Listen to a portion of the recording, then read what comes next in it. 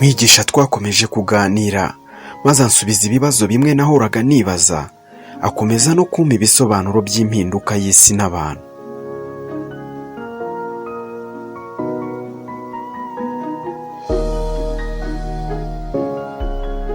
Negereye Mwigisha maze ndamubaza nti ese mu nshuti zanjye ninde nkwiye kwita inshuti ya nyayo? Maze aransubiza ati mbere yo kwibaza uti inshuti yanjye ya nyayo ninde, banza wibaza uti uwo mbereye inshuti ya nyayo ninde.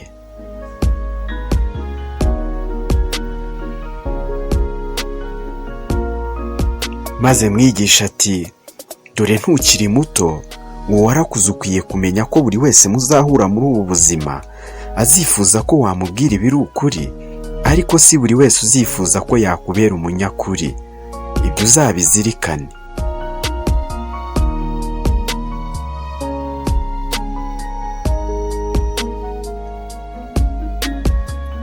Maze mbaza Mwigisha nti ese umenye ko inshuti yawe yaguhemukiye wakora iki? Nawe aransubiza ati inshuti y'ukuri ntiyaguhemukira, ahubwo we hari abantu uba ugomba kureka bucece ntabyo kubamenyesha, kuko nabo ubwabo baba bazi ibibi bagukoreye.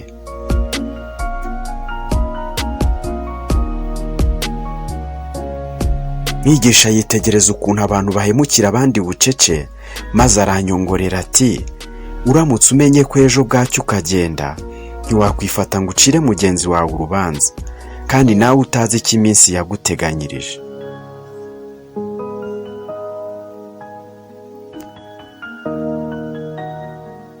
Nabajije Mwigisha impamvu abantu benshi bakunda kurwanya ukuri, maze aransubiza ati ibintu byinshi byarahindutse n'abantu benshi barahindutse.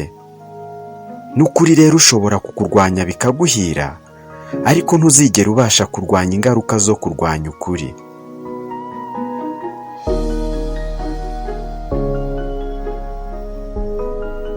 Mwigisha mu ijwi rituje arampamagara maze ndamwegera, niko kumbwira ati dore ntukiri muto, nawe urabibona uko ibihe byihuta niko tugenda dusatira iherezo ry'ubuzima bwacu. Ikiruta byose uzagerageze kubera abandi umugisha kuruta uko wababera umuvumo.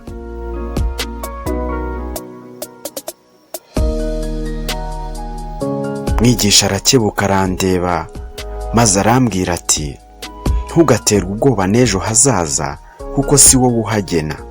Uzanyurwe n'uwo uri we, bizakurinda imvune ushobora guterwa no gushaka kwiyerekana uko utari, ugamije kunezeza rubanda.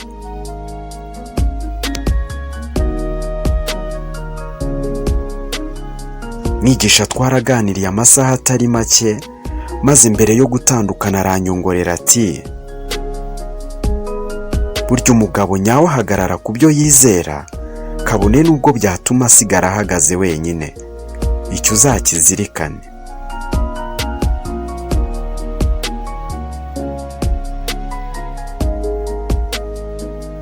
Ndabashimwe mwe mwese mukomeje kutwereka ko mukurikira ikiganiro Isi n'abantu kuri Bando Life TV, ugezwaho na Mr Bando ku bufatanye na Bando Life TV.